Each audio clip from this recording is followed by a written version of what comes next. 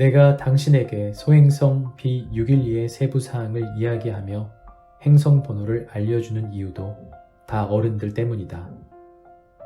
어른들은 숫자를 좋아한다.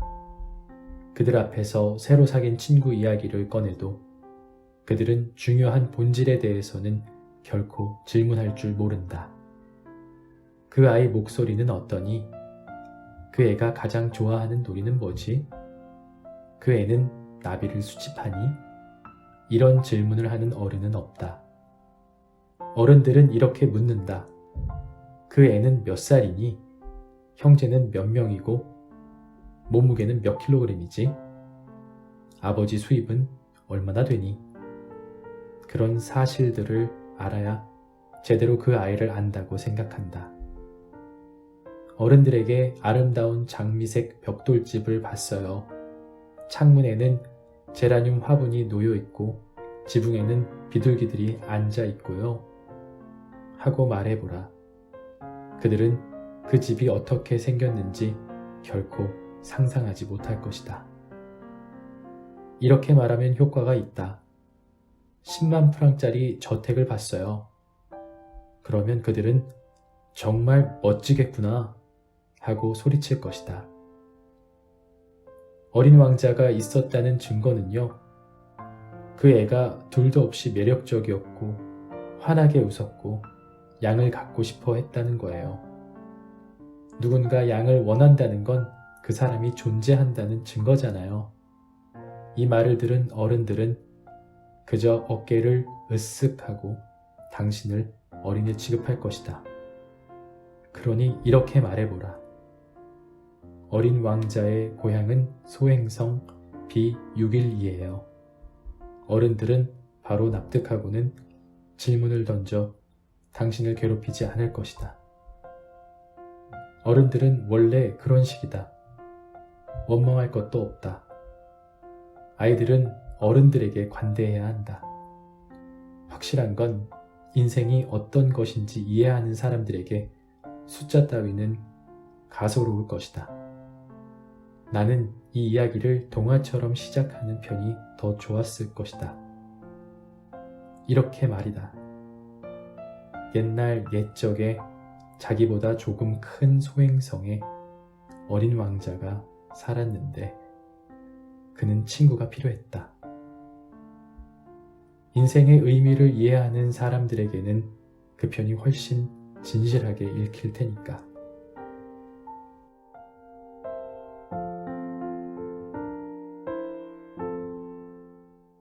안녕하세요, 션입니다. 요즘 날씨가 많이 추운데 다들 감기 조심하시고요. 오늘 제가 읽을 책은 고전이죠. 생텍쥐베리가 쓰고 김미정 님이 번역하신 더스토리 출판사의 어린 왕자입니다. 아마 많은 분들이 어린 시절부터 어린 왕자 책을 읽어보았을 거라고 생각이 됩니다. 하지만 10대 시절 그리고 20대 시절 읽었을 때와 지금 다시 읽어보니까 느낌이 참 다른 것 같네요. 아무래도 이런 게 바로 고전의 매력이 아닐까 생각합니다. 순수의 눈을 잃어버려 모든 것을 숫자로 바라보게 되는 어른의 모습이나 지구별에 찾아오기 전까지 어린 왕자가 만났던 수많은 어른의 모습은 아마 지금 우리의 모습과 크게 다르지 않을 것 같네요. 이제 다시 돌아갈 수 없는 그런 시절이지만 이 책을 다시 읽으면서 순수했던 나와 그리고 지금의 나를 돌이켜보면서 어떤 점이 달라졌을지 한번 생각해보는 것도 좋을 것 같습니다.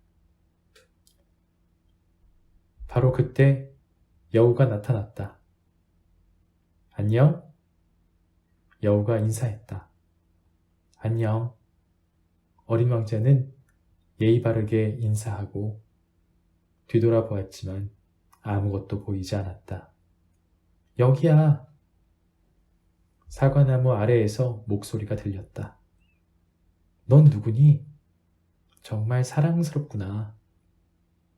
어린 왕자가 말했다. 난 여우야. 여우가 대답했다. 이리 와서 함께 놀자. 난 너무 슬퍼. 어린 왕자가 여우에게 청했다. 너랑 놀 수 없어. 난 길들여지지 않았거든. 여우가 대답했다. 아, 미안해. 어린 왕자는 잠시 생각한 다음 말을 이었다. 길들인다는 게 무슨 뜻이야? 넌 여기 사는 아이가 아니구나. 뭘 찾고 있니? 여우가 물었다. 난 사람들을 찾고 있어. 근데 길들인다는 게 무슨 뜻이야? 어린 왕자가 물었다. 사람들은 총을 들고 사냥을 해. 얼마나 성가신지. 그들은 닭도 키워. 사람들이 관심 있는 건 그게 다야. 너도 닭을 찾고 있니? 여우가 물었다. 아니, 난 친구를 찾고 있어. 길들인다는 게 무슨 뜻이야? 어린 왕자가 물었다. 사람들은 거의 잊어버린 말이지. 관계를 맺는다는 뜻이야.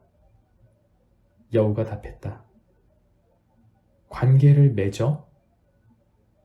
그래, 넌 지금 많고 많은 남자 아이 중 하나일 뿐이지. 난 내가 필요하지 않아. 너도 내가 필요하지 않지. 너에게 난 많고 많은 여우 중 하나에 불과하니까. 그런데 내가 날 길들이면 우린 서로 필요해진단다. 넌 내게 세상에서 단 하나뿐인 존재가 되는 거야. 나도 내게 세상에서 단 하나뿐인 여우가 되고. 이제 알 것 같아. 어린 왕자가 말했다. 나도 꽃이 한 송이 있거든. 그 꽃이 날 길들인 거네. 아마 그럴 거야. 여우가 대답했다. 지구에선 온갖 일들이 다 일어나니까. 오, 지구 이야기가 아니야? 그 말을 들은 여우는 굉장히 당황한 것 같았다. 그럼 다른 별에서 왔어? 그 별에도 사냥꾼이 있어? 아니. 굉장한데 닭은? 없어. 완벽한 곳은 없구나. 여우가 한숨을 쉬었다. 여우는 원래 하던 이야기로 돌아갔다. 내 삶은 너무 단조로워. 나는 닭을 쫓고 사람들은 나를 쫓아. 닭은 전부 똑같이 생겼고 사람들도 그래. 지루하단 말이지. 그런데 내가 날 길들인다면 내 삶은 햇살을 받은 것처럼 환해질 거야. 나는 내 발소리가 다른 사람의 발소리와 다른 걸 알아차리겠지. 다른 사람의 발소리를 들으면 땅굴 속으로 숨을 거야. 하지만 내 발소리는 마치 음악 소리처럼 나를 땅굴 밖으로 불러낼 거야. 저길 봐. 저기 밀밭이 보이지? 난 빵을 먹지 않아. 밀이 전혀 필요하지 않지. 그러니 밀밭을 봐도 아무것도 떠오르지가 않아. 슬프게도 말이야. 그런데 내 머리칼이 황금빛이잖아.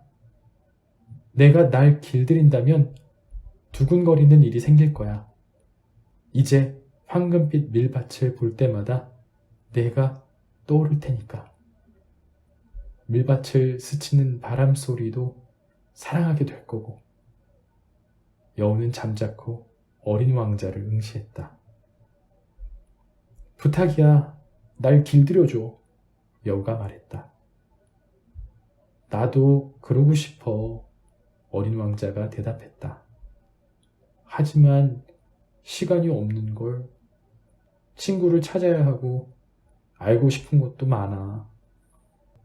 우리는 자기가 길들인 것만 진정으로 알 수 있어. 사람들은 무언가를 알아갈 시간이 없어. 그들은 상점에서 다 만들어진 물건을 사거든. 그런데 친구를 파는 상점은 없으니까 친구를 못 사귀는 거야. 친구를 만들고 싶다면 날 길들여 줘. 길들이려면 어떻게 해야 하는데? 어린 왕자가 말했다. 인내심이 필요해. 우선 내게서 좀 떨어져서 저쪽 풀밭에 앉으렴.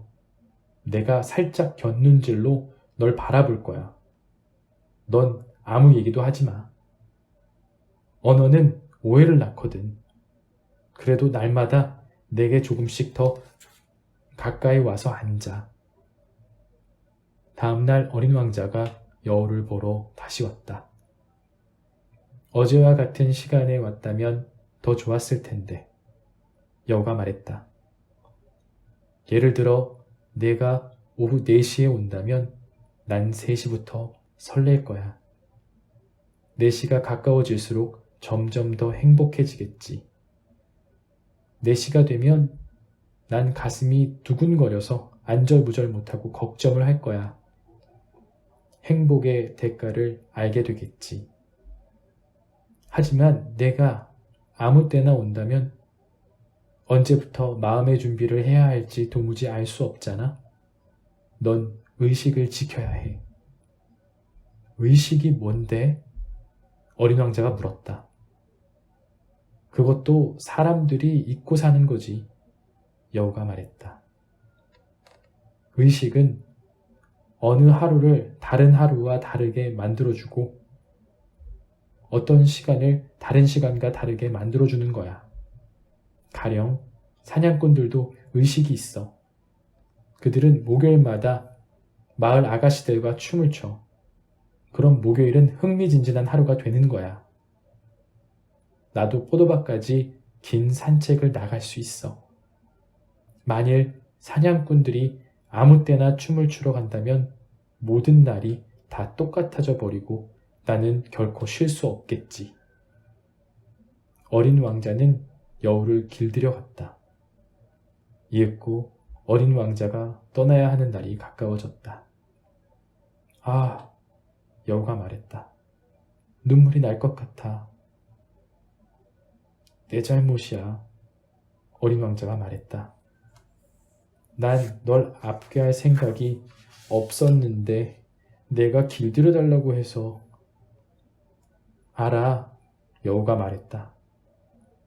그러면서 울려고 하잖아. 어린 왕자가 말했다. 알아. 여우가 대답했다. 결국 넌 아무것도 얻은 게 없는데. 얻은 게 있어. 여우가 말했다. 밀밭에 황금빛이 있잖아. 그러고 나서 여우가 덧붙였다. 이제 가서 장미들을 만나봐. 내 장미가 세상에 단 하나뿐이라는 사실을 깨닫게 될 거야. 그런 다음 내게 작별 인사를 하러 와. 아무도 모르는 비밀을 알려줄게. 어린 왕자는 장미꽃들을 보러 갔다. 너희는 내 장미와 전혀 닮지 않았어. 아직 내게 아무것도 아니거든. 어린 왕자가 말했다.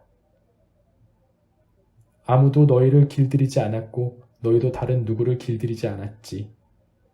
나와 여우가 처음 만났을 때처럼 말이야. 그때 내게 여우는 많고 많은 여우들과 다르지 않은 존재였어. 그런데 나는 여우와 친구가 되었고 그 후로 세상에 단 하나뿐인 여우가 되었어. 그 말을 들은 장미들은 기분이 상했다. 너희는 아름답지만 텅 비어 있어. 어린 왕자가 말을 이었다. 너희를 위해 생명을 바칠 사람이 없으니까 물론 지나가는 행인에겐 내 장미가 너희와 똑같아 보이겠지. 그렇지만 나에겐 내 장미 한 송이가 너희 전부보다 훨씬 소중해. 왜냐하면 내가 매일같이 물을 주었거든. 유리덮개를 씌워주고 바람막이로 지켜주고 그 꽃을 위해서 송충이들을 잡아주었거든. 불평을 들어주고 허용을 부려도 참아주고 가끔은 아무 말도 안 하는 걸 참아준 것도 그 꽃을 위해서였어. 왜냐하면 내 장미니까. 그러고 나서 어린 왕자는 여우를 보러 갔다. 잘 있어. 어린 왕자가 말했다. 잘 가. 여우가 말했다. 내 비밀을 말해줄게. 아주 간단해. 마음으로 봐야 보인단다. 중요한 건 눈에 보이지 않거든. 중요한 건 눈에 보이지 않아. 어린 왕자는 잊어버리지 않으려고 되뇌었다. 내 장미가 중요한 존재가 된 건 내가 장미에게 드린 시간 때문이야. 잊어버리지 않으려고 어린 왕자는 다시 되뇌었다.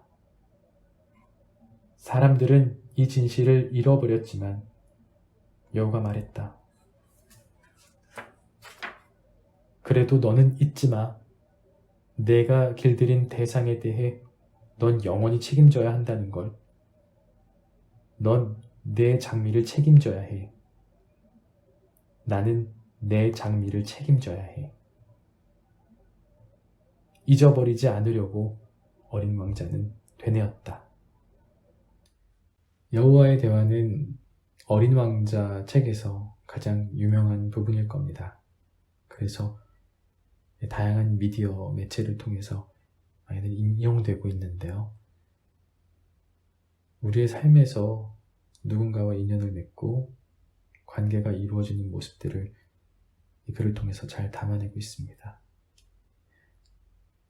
여우와의 대화 중에 장미를 책임져야 한다는 어린 왕자의 마지막 문구는 아마 우리가 우리 삶에 누군가와 함께 또 만나고 인간관계를 맺어갈 때 서로 신뢰를 해야 되고 그리고 또 그 관계를 지키기 위해서 노력을 해야 된다. 또 책임감을 가져야 한다. 라는 부분을 이야기하고 있는 것 같습니다. 서로에게 익숙해지고 친구가 되고 또 수많은 별것 아닌 것들 속에서 우리는 서로의 별것이 된다는 거죠. 우리는 모두 누군가에게 특별한 사람입니다. 그 사실을 꼭 잊지 않으셨으면 하는 바람이네요. 오늘 어린 왕자, 이 책은 여기까지입니다. 감사합니다.